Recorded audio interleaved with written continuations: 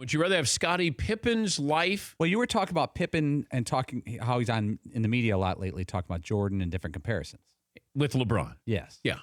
And then the topic was who benefited more from the other, Scottie Pippen or Michael Jordan. And then it was whose career would you want? Everything, head to toe.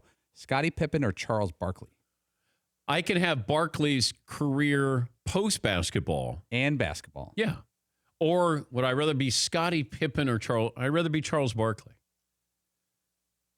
I mean, I'm a Hall of Famer, one of the top 50 players. I didn't win any championships, but I'm winning some championships here with my analysis. I'm beloved. I'm relevant. Household name. By the way, what'd Scottie Pippen say this time around, that Michael had more help than LeBron? I can't keep, it feels like Scottie has maybe Scottie is complimenting himself by saying Mike had more help. Yes, Steve. So you would rather have a good post-basketball television career than a handful of rings? He's had a great post-basketball career, Barkley. He's hosted Saturday Night Live. I mean, Scottie hadn't done anything.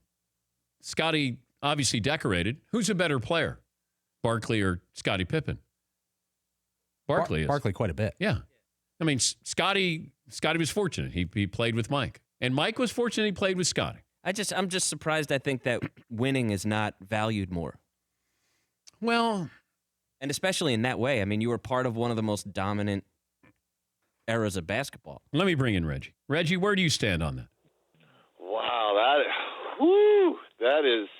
that's very difficult, because if you're going to embody the totality of both careers, because now you can put in Charles's post-careers. Let's not forget he's won a couple Emmys as well. So to me, those are his championships. Those are like the 6 rings Scottie has. And you're right. Charles is beloved worldwide. Not to say that Scottie is not, but Scottie is loved worldwide because he played with Michael Jordan and he has 6 championship rings. Yeah.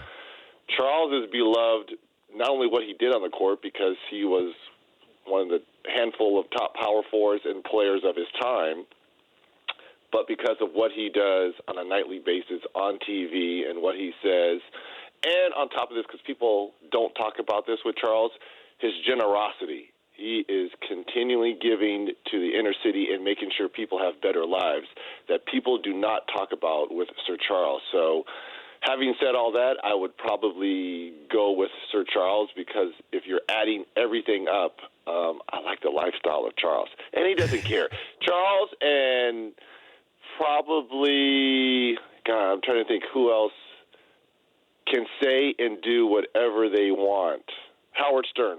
Those are the only 2 people that have a free license to say and do whatever they want without any really true repercussions. Wait, Scottie also said, and I'm paraphrasing here, that Michael, he could do less because he had more help on his team.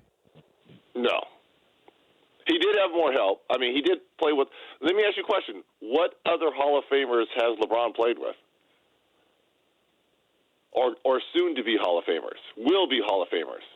Is Kyrie good? No one, right? Oh, well, except in Miami, Dwayne Wade, and maybe Chris Bosh. I think Bosh is a Hall of Famer. Okay, all so right. He played with 2. So Mike played with, obviously, Scottie, Rodman.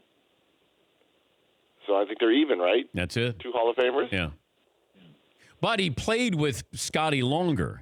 You know, then LeBron played with D. Wade and Chris Bosh. It's very difficult. Scottie got 6 rings. All-time defensive player, but he played with the GOAT. Yeah. You know, we would look good playing with the GOAT. We keep trying to chop this up when you can't compare these 2 players. You can't. No, and we keep trying to. Resumes, I can. Look, it's players like you and I, because we grew up in the Jordan era. And at times it's hard for us to let that ghost go, because, look, I played against him since 1987 until the time he retired as a Washington Wizard. So I've seen all the goods and the not-so-goods and the bads. So I went through it. So it's difficult for me. I played versus LeBron his rookie season. So I didn't get to see what everyone is seeing now. I love what I'm seeing. All-time great. He's on my top 5. If I was starting a team, he'd probably be my small forward. As hard as it was when I told you I had to take Larry Legend off. But it's hard to compare the two because there's different rules, different eras. It's just a different time. But we can't let go of the Michael Jordan ghost because he was that dominant and that good. For those of us, like you and I, who grew up in that generation. Let me give you the full introduction here. Reggie Miller, Hall of Famer, Turner Sports NBA analyst. He had the call last night with the Rockets and the Warriors. He'll also be doing Game 4 tomorrow night, 9 Eastern on TNT. Why the confetti at Golden State home games after a win, Reg? It's a little surprising for a two-time champion. But, look, I don't know, maybe the kids like it, but I don't know because they're that good, and it's a little surprising. Yeah, a little bit. All right. But here, it's all about entertainment, though, isn't it? You know, maybe someone for the very first time is going to a Warriors game, and they won, and people want to see that. They want to be bathed in confetti? They want to be bathed in confetti.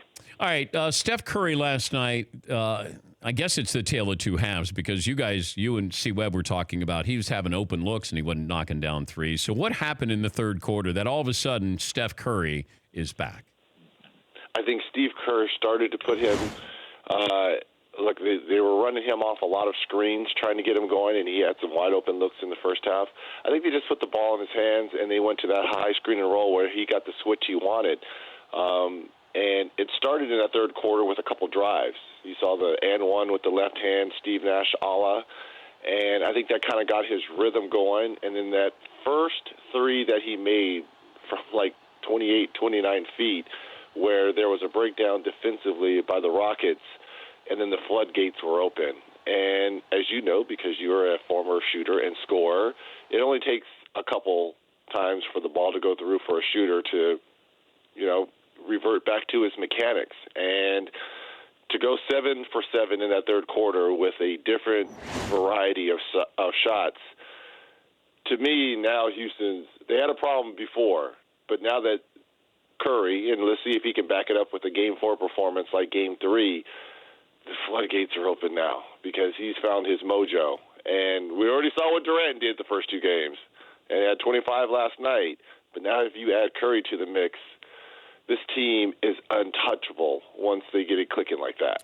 Got an idea for you for Turner Sports. Can we get KD's mom? Can we get Draymond Green's mom? And maybe a couple moms from the Rockets, and it's just mom TV, like the real moms of the NBA, and it's a second screen. And then we can listen to them, maybe some beverages in there. Right? Get some liquid courage going. Well, imagine Draymond's mom. How great would that be? Yeah. It would be good. Well, but you understand, if you understand the personalities of the mom, you can understand the personalities of the players on the court. Because a lot of times they're one and the same. Because Draymond's mom is very outspoken, very articulate, and understands the point she wants to get across. Very much the same way her son does. That would be a fascinating show because I think they would be brutally honest, kind of like how their sons are. I think it'd be great. Just call it NBA moms, and then you could be Andy Cohen, like you could be the moderator there. but Draymond's mom doesn't play though, man. She's serious. No, she doesn't. And if you say something about her baby, she's going to let you know. Oh, I know. Can she be objective? Was your mom objective? She was, but she also let me know when I was in the wrong, and I think she lets Draymond Green know behind closed doors if he's wrong. I don't think she would publicly say he's ever wrong, but I think behind closed doors, just like Steph's mom. Steph's mom let him know what he said after that and one. She let him know, hey, we're not about that. Came out and apologized, but I liked it because most people think that Steph is a choir boy. And you don't become the league two-time MVP by being a choir boy. Yes, it's nice and it's good and it sells, but Steph has a mean streak. You just never see it. And I think it kind of showed the frustration of his shooting in the series and maybe trickled down because of the injuries and not being fully 100%, even though he says he's 100%. You can tell by his movement that he's not 100%. I think that all came out on that play. Now he'll go back to being the choir boy, and you won't hear any more profanity. But from a personal standpoint, I think it was needed for that team at that particular moment. But I was curious where, remember Houston was ISOing Steph, or they would have a pick and roll, and they would just begging for Steph to come over and guard Harden, and he was getting tired on the defensive end. Where did all that stuff go? Because we look for excuses as to why Golden State, got blown out with the Rockets and Steph Curry wasn't playing well, where last night that didn't seem to matter. Well, it's funny because even if you go to game 2 in the blowout, on the switches with Steph, they would score, but they weren't scoring every time. And we counted the first 5 plays of the game last night, they went at Steph Curry. Yes. That was their point. And I think that's going to continue. But let's flip it. They're going at James Harden as well. He's just as bad defensively as they're saying Steph Curry is. And you saw that in the third quarter. Steph Curry made it a mission to go at James Harden, to make him work at the defensive end. So I think each team is taking a page out of their own playbook. But who's a worse defender, Reg? Steph or Harden? Harden. Is it because he can't Harden. or he won't? Maybe a combination of both. At least Steph is attempting. There's at times when Harden just lets the defender go right by him, and he does the old bull ole and it's not, other than Capella, who's a great shot blocker, at least the defense behind Steph, you've got Draymond, and you've got KD, who's a pretty good shot blocker. And you've got Klay Thompson, who's a pretty good on-ball defender. So I think there's more defenders surrounding Steph than there is James Harden. But between the two, James Harden is the worst defender. Who's more likely to win a regular season MVP, Steph Curry or LeBron James? LeBron James. Because KD is there with Steph and he's not going to get the same credit? I think that will always take votes away because you have two of the top 5 players in the league on one team. You look what LeBron James doing with that unit, and you just got to applaud.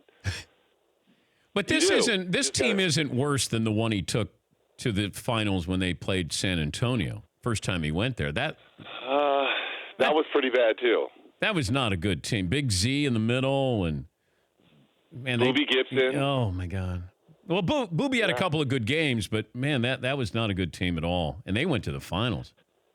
But there wasn't another All-Star on that team. At least you have Kevin Love, who's a perennial All-Star on this team, and you've got Tristan Thompson. No. Some reason you don't like Tristan Thompson. Every time I bring his name up, you are quick to jump on Tristan Thompson.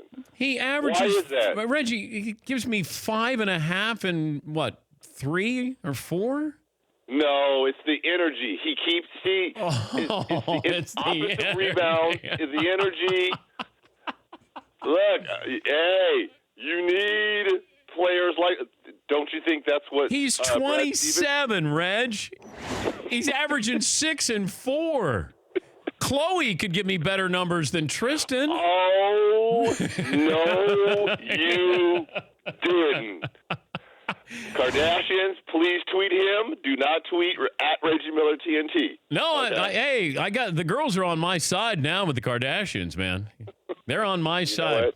Actually, you may be right on that. Are you? You might be right. Any problem with Steph with the shimmy? No, not at all. Okay. The profanity, the shimmy, everything that happened last night for Steph, as we've seen at times, a little bit out of character, but was needed for that game. He's done that before. He's done the shimmy before. I know, but did you you needed it, didn't you? Like you were so amped up, you weren't afraid to express. I like that. Yeah. Well, why do we have to be robots? I like that from Steph. It was unexpected. Did you see in the first half when he was missing threes and the body language? Yeah. We're like, what? Look, all the planets are now back to being aligned because of his game last night. And that's why I believe Houston is in serious trouble now, because they've let him find his mojo. And that's the last thing. They did a good job of keeping pressure on him, keeping him off balance, and they had a shot. Now let's see if he can follow up his Game 3 performance in Game 4.